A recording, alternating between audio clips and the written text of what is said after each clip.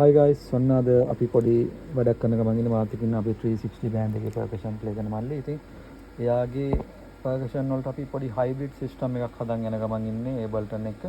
ඉතින් ඒකේ මූලික පළවෙනි අදියරේ තමයි තාම ඉන්නේ. ඒතර අපි මුලින්ම කරන්නේ මේ SPD20 pad එකේ patch change කරන්න හදලා තියෙනවා ඒබල්ටන් push එකෙන් ඒබල්ටන් එක පොඩ්ඩක් මාරු කරලා බලමු. ඉතින් දැන් එයාට පුළුවන් එක කොටුවක් සිලෙක්ට් කරපුවාම මෙතන patch ඉක්මනින්ම මාරු වෙනවා. එතකොට දැන් ඉස්සර මේකේ පැච් මාරු ගන්න තියෙන මෙන්න මේ නොබ් එක කරකලා එතකොට ටිකක් වෙලා යනවා පැච් මාරු ගන්න 164න් උඩ පැච් ටික අපි දැන් අතන කොටු වලට දාලා තියාගෙන ඉන්නවා ඉක්මනට මාරු වෙන්න. ඒක තමයි කරපු පළවෙනි වැඩේ. දෙවෙනි වැඩේ තමයි අපි මේකේ මිඩි වලට වෙනම පැච් එකක් හදලා තියෙනවා.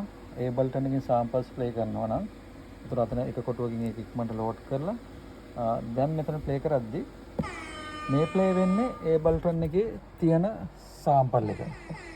ඒ විදිහට මෙයාට දැන් සම්පූර්ණ මිඩි පැච් වෙනම මේකෙන් පාවිච්චි කරන්න පුළුවන්. එතකොට පෑඩ් එකේ ටෝන්ස් ටික ඕෆ් වෙලා තියෙන්නේ මිඩි ටෝන්ස් ටික තමයි යන්නේ. ඉතින් මෙයාට ස්විච් දෙකකින් මේ වැඩේ කරගන්න පුළුවන් විදිහට දැනට දාලා තියෙනවා.